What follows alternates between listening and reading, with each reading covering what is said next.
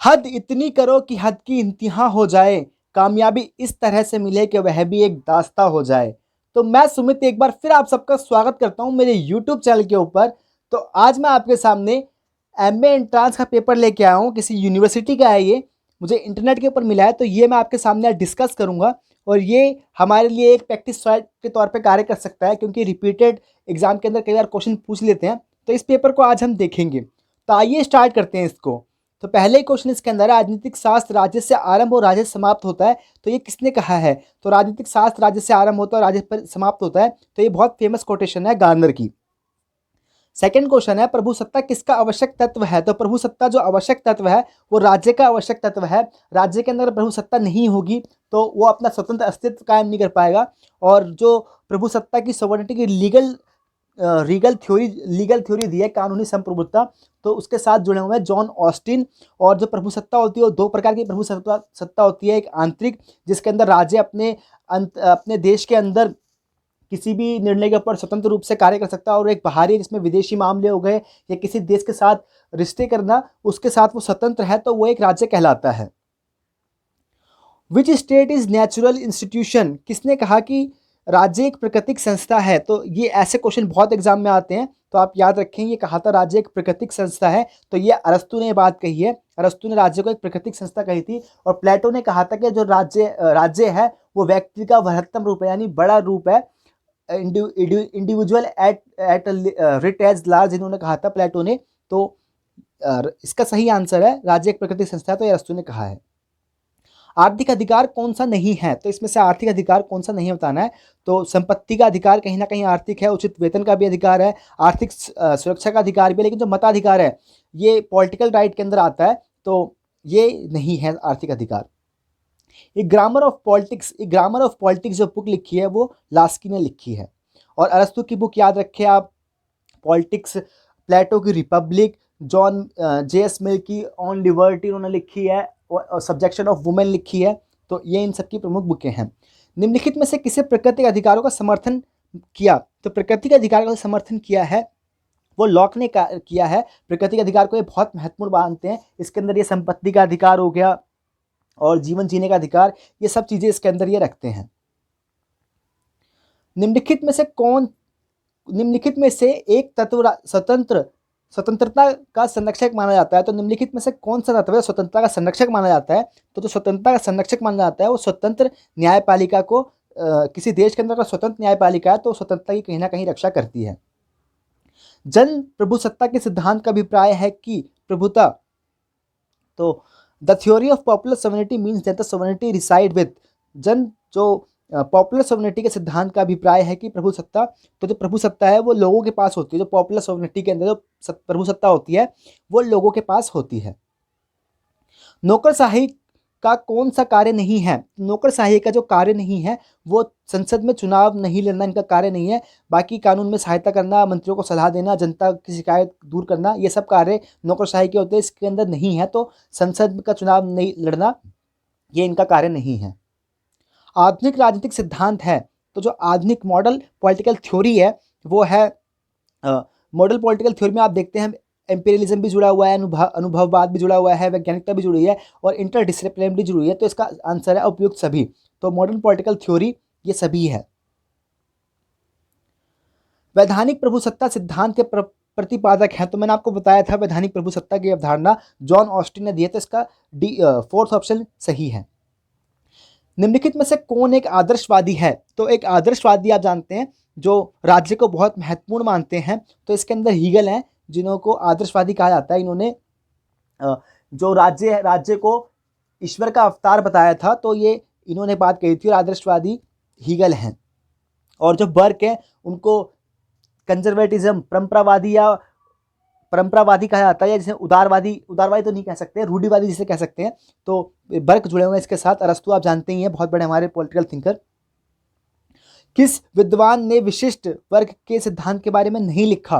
तो इनमें से कौन से इलीट थ्योरी के साथ नहीं जुड़े हुए हैं? तो आप जानते हैं पेरेटो, मॉस्का, मिशेल, ये सभी इलीट थ्योरी के साथ जुड़े हैं, लेकिन जो डेविड ईस्टम है वो उत्तर व्यवहारवाद और व्यवहारवाद के साथ जुड़े हुए हैं, ये इसके साथ नहीं जुड़े हुए हैं। निम्नलिखित में से कौन सी लोकतंत्र की विशेषता नहीं है? तो लोकतंत्र की विशेषता जो नहीं है वो निम्नलिखित में से कौन सी लोकतंत्र की विशेषता नहीं है? लोकतंत्र की विशेषता नहीं है धर्म, राज्य, भ्रातृत्व, फ्रेटर्निटी, समानता, स्वतंत्रता। तो मेरे ख्याल से जो लोकतंत्र की विशेषता समानता होनी चाहिए, फ्रेटर्निटी भी होना चाहिए। धर्म राज्य का कहा नहीं जा सकता, धर्म राज्य नहीं हो सकता, बाकी ये सारे हो सकते हैं, क्योंकि द स्टेट अगर कोई रिलीजन पर्टिकुलर रिलीजन को ले सकता है तो ये उसकी विशेषता नहीं हो सकती है, क्योंकि लोकतंत्र के अंदर कहीं ना कहीं हम धर्मनिरपेक्ष राज्य को देखते हैं, लेकिन ये कॉन्सेप्ट भी पूरा तरीके से स्पष्ट नहीं है। तो मैं इसके ऊपर डाउट छोड़ के जा रहा हूँ इस क्वेश्चन को। अगर आपको एग्जैक्ट पता है तो मुझे जरूर बताएं इसका आंसर। निम्नलिखित में से कौन सा चिंतक उपयोगितावादी है? तो उपयोगितावादी आप थिंकर जानते हैं, बेंथम, जर्मी बेंथम को उपयोगितावाद का थिंकर माना जाता है, जिन्होंने अधिकतम लोगों के अधिकतम सुख की बात कही है। राज्य का आधार शक्ति नहीं इच्छा है, राज्य का आधार शक्ति नहीं इच्छा है, तो ये बात कही थी टी.एच. ग्रीन ने। कई एग्जाम में पूछा गया है, तो आप इसको याद रखें, राज्य का आधार शक्ति नहीं इच्छा है, तो ये जुड़े हुए हैं टी.एच. ग्रीन इसके साथ। मनुष्य स्वतंत्र पैदा होता है परंतु वह प्रत्येक स्थान पर बंधन में है, तो ये बहुत फेमस कोटेशन है रूसो की। प्रजातंत्र लोगों का, लोगों द्वारा और लोगों के लिए शासन, तो ये भी बहुत फेमस कोटेशन है लिंकन की। तो ऐसे कोटेशन वाले क्वेश्चन आ जाते हैं कि किसने क्या कहा है, तो ये आप याद रखें। One of the following is the source of power, तो शक्ति का निम्नलिखित में से कौन सा स्रोत है?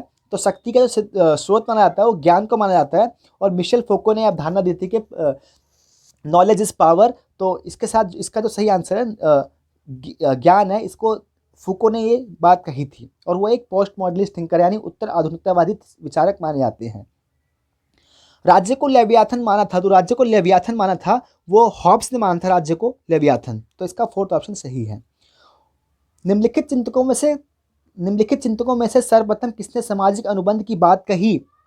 तो सामाजिक अनुबंध की जो बात कही है वो हॉब्स, लोक, रूसो ने कही है, तो सबसे पहले बात करी है हॉब्स ने। किसने यथार्थ इच्छा को वास्तविक इच्छा के बारे में लिखा? तो यथार्थ इच्छा और वास्तविक इच्छा, तो ये जो जुड़े हुए हैं इसके साथ, ये रूस से जुड़े हुए हैं, इन्होंने जर्नल विल की थ्योरी दी थी, यथार्थ इच्छा और वास्तविक इच्छा, तो इसके साथ जुड़े हुए हैं रूसो। सामाजिक संविदा का सिद्धांत निम्नलिखित सिद्धांत का विरोधी था, तो जो सोशल कॉन्टेक्ट थ्योरी है किसकी विरोधी है वो? तो ये विरोधी है देवीय राज्य यानी डिवाइन थ्योरी की, ये विरोधी है। निम्नलिखित चिंतकों में से किसने खुद को संबंधित क्रियाओं और औरों से संबंधित क्रियाओं में अंतर किया?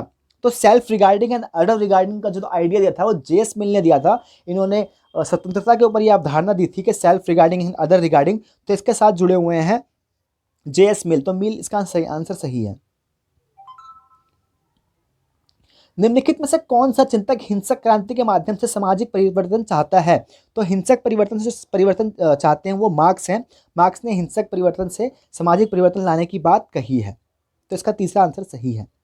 राज्य शब्द सबसे पहले किसने उपयोग किया? तो राज्य शब्द का सबसे पहले उपयोग किया था मैकियावेली ने। मैकियावेली इसका सही है, इसीलिए इनको मॉडर्न थिंकर भी कहा जाता है। किसने संपत्ति के संरक्षण को राज्य की प्रमुख क्रिया माना? संपत्ति का संरक्षण राज्य की प्रमुख क्रिया जो माना है वो लॉक ने माना है, और ये नेचुरल राइट के बहुत बड़े थिंकर, इन्होंने जीवन का अधिकार और संपत्ति के अधिकार को बहुत प्रमुखता से बात कही थी नेचुरल राइट के अंदर, तो इसका सेकंड ऑप्शन सही है। अराजकतावादी चाहते हैं, तो अराजकतावादी जो होते हैं वो राज्य को नहीं मानते हैं, वो राज्य के बिना रहना चाहते हैं, तो राज्य की अवधारणा का वो विरोध करते हैं, तो अराजकतावादी है, तो इसका फर्स्ट ऑप्शन सही है, वो राज्य के बिना रहना चाहते हैं, राज्य के बिना समाज, इसका फर्स्ट ऑप्शन सही है। On liberty was written by, तो ऑन लिबर्टी जो बुक है वो लिखी है ऑन लिबर्टी, जे.एस. मिल ने ऑन लिबर्टी पुस्तक लिखी है, जिसमें उन्होंने स्वतंत्रता के ऊपर अपनी अवधारणा दी है। मार्क्स के अनुसार अधिरचना का अर्थ किससे है? तो super structure for marks mean, तो सुपर स्ट्रक्चर का जो मीन है वो है राज्य, धर्म और विचारधारा, तो ये चारों चीजें उन्होंने कही है, तो फोर्थ इसका सही है। Indian constitution assembly was constitute किस वर्ष भारतीय संविधान सभा का गठित की गई थी? तो ये की गई थी 1946 के अंदर। इसकी पहली मीटिंग जब हुई थी ये 9 दिसंबर 1946 के अंदर हुई थी, जिसके अंदर डॉक्टर सचिदानंद सिन्हा को प्रथम अस्थायी अध्यक्ष चुना गया था। बाद में 11 दिसंबर 2046 को राजेंद्र प्रसाद जी को संविधान सभा का स्थायी अध्यक्ष चुन लिया गया था। तो ये क्वेश्चन भी पूछ लेते हैं कहीं ना कहीं एग्जाम में, तो इसको आप याद रखें। राज्यसभा का सभापति कौन है? तो राज्यसभा का जो सभापति होते हैं वो भारत के उपराष्ट्रपति होते हैं। सरकारिया आयोग का संबंध किससे है? तो सरकारिया आयोग जुड़ा हुआ है वो केंद्र और राज्य के संबंध के साथ सरकारिया आयोग जुड़ा हुआ है। तो इसका सी ऑप्शन सही था। भाषा के आधार पर राज्यों का गठन कब किया गया? तो भाषा के आधार पर जो राज्य का गठन किया गया था ये किया गया है 1956 के अंदर, और इसका जो गठन करने की जो कमेटी आई थी 1953 के अंदर गठित की गई थी। फजल अली कमेटी कहा जाता है। फजल अली कमेटी ने गठन किया गया था इनका 1953 के अंदर, और इसने अपनी रिकमेंडेशन दी थी 1956 के अंदर। भारतीय संविधान किस पर आधारित है? तो भारतीय संविधान जो जिसका आधारित है भारतीय संविधान, तो ये गवर्नमेंट ऑफ इंडिया एक्ट 1935 से भारतीय संविधान के अंदर बहुत सारे उपबंध लिए गए हैं, बहुत सारे अनुच्छेद लिए गए हैं, तो इस पे आधारित है मुख्य तौर पे। और कई संविधानों से कई अलग अलग चीज़ें ली गई है, जिसके अंदर आयरिश संविधान से नीति निर्देशक तत्व लिए गए हैं, कनाडा से केंद्र सशक्त केंद्र की अवधारणा ली गई है, और जिस जिस देशों से लिए गए हैं तो उसको भी आप देख लें एग्जाम के अंदर, क्योंकि एग्जाम के अंदर ये सब क्वेश्चन पूछ लेते हैं। हरियाणा राज्य की विधानसभा, तो ये मुझे लग रहा है हरियाणा का ही क्वेश्चन पेपर होगा, क्योंकि इसने हरियाणा का क्वेश्चन पूछा है। तो इसका 90 है विधानसभा के सदस्य। संसद के दोनों सदनों द्वारा पास होने के बाद विधेयक किसके पास जाता है? तो संसद के जो दोनों सदनों द्वारा पास कर दिया जाता है विधेयक, तो वो राष्ट्रपति के पास जाता है साइन के लिए, तब उसको पास कर देते हैं, तभी किसी बिल को एक्ट कहा जाता है। मंत्री परिषद सामूहिक रूप से किसके प्रति उत्तरदायी? तो आप जानते ही हैं, सिंपल सा है, तो ये उत्तरदायी है प्रधानमंत्री के प्रति। भारतीय जनता पार्टी का अध्यक्ष, तो भारतीय जनता पार्टी का वर्तमान में जो अध्यक्ष हैं वो जेपी नड्डा जी हैं। वित्त आयोग के सदस्य को कौन नियुक्त करता है? तो वित्त आयोग के सदस्य को जो नियुक्त करते हैं वो राष्ट्रपति नियुक्त करते हैं, और यह आर्टिकल 280 के तहत वित्त आयोग के सदस्य को नियुक्त किया जाता है। आर्टिकल 280 वित्त आयोग का गठन की बात की गई है। लोकसभा की पहली महिला अध्यक्ष, तो आप जानते हैं ये हैं हमारी मीरा कुमारी जी। भारतीय प्रधानमंत्री अध्यक्षता करते हैं, तो भारतीय प्रधानमंत्री जो अध्यक्षता करते हैं वो करते हैं कैबिनेट की। लोकसभा के जो होते हैं वो लोकसभा के स्पीकर, राज्यसभा की जो अध्यक्षता करते हैं वो उपराष्ट्रपति जी, और जो कैबिनेट की अध्यक्षता करते हैं वो प्रधानमंत्री जी। कौन से संविधान द्वारा भारतीय संविधान की प्रस्तावना में समाजवाद धर्मनिरपेक्ष शब्द जोड़े गए? तो ये जोड़े गए थे 42वें संविधान संशोधन 1976 के तहत, जिसे मिनी संविधान संशोधन भी कहा जाता है, तो इसके तहत जोड़े गए थे। भारतीय संविधान की प्रारूप समिति के सभापति कौन था? तो ये अम्बेडकर जी थे। Doctor B are Ambedkar ji इसके अध्यक्ष थे। उपभोक्ता संरक्षण कानून किस वर्ष पारित किया गया? तो सबसे पहले पारित किया गया था 1986 के अंदर। इससे रिलेटेड अभी 2021 के अंदर यूजीसी नेट के अंदर पूछा गया था, तो ये भी आप याद रखें, इसको क्रम से सजाने के लिए पूछा गया था। केंद्र में पहली गैर कांग्रेसी सरकार कब बनी? तो ये बनी थी 1977 के अंदर, जब जनता पार्टी ने कुछ 3-4 राजनीतिक दलों के साथ सहयोग के साथ गठबंधन की सरकार बनाई थी। भारतीय राष्ट्रपति निम्नलिखित धारा के अंतर्गत राष्ट्रीय आपातकाल की घोषणा करते हैं।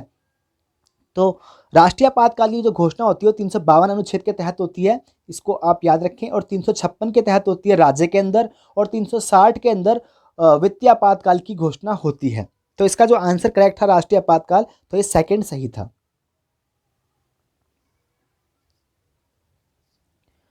भारत के पहले गृह मंत्री कौन थे? तो भारत के पहले जो गृह मंत्री थे वो सरदार वल्लभ भाई पटेल जी थे। धारा 352 के अंतर्गत पहली बार आपातकाल की स्थिति कब लगाई गई? तो पहली बार जो आपातकाल लगाया गया था वो लगाया गया था जब हमारा चाइना के साथ युद्ध हुआ था, और अभी तक 3 बार आपातकाल लगाए जा चुके हैं, ये भी आप याद रखें। कौन सा ये उपबंध विशेष जम्मू कश्मीर को विशेषाधिकार दिया जाता है? तो ये 370 था, उसको हटा दिया गया है, लेकिन अभी भी इसके कुछ उपबंध हैं। तो ये 50 क्वेश्चन थे। मैं आने वाली वीडियो के अंदर 50 क्वेश्चन और लाने की कोशिश करूंगा। उम्मीद करता हूँ आपको अच्छी लगी होगी। अगर कुछ कमी रहेगी तो कमेंट करके जरूर बताएं। अगर आपको थोड़ा सा भी अच्छा लगा होगा तो अपना कमेंट करके जरूर बताएं आपको अच्छा लगा या बेकार लगा। आपने मेरी वीडियो को देखा, इसके लिए तहे दिल से आपको धन्यवाद। अपना नाम रोशन कीजिए, अपने परिवार का नाम रोशन कीजिए, अपने देश का नाम रोशन कीजिए। इसी उम्मीद के साथ thank you so much for watching my video. दिल से आभार आप सभी का।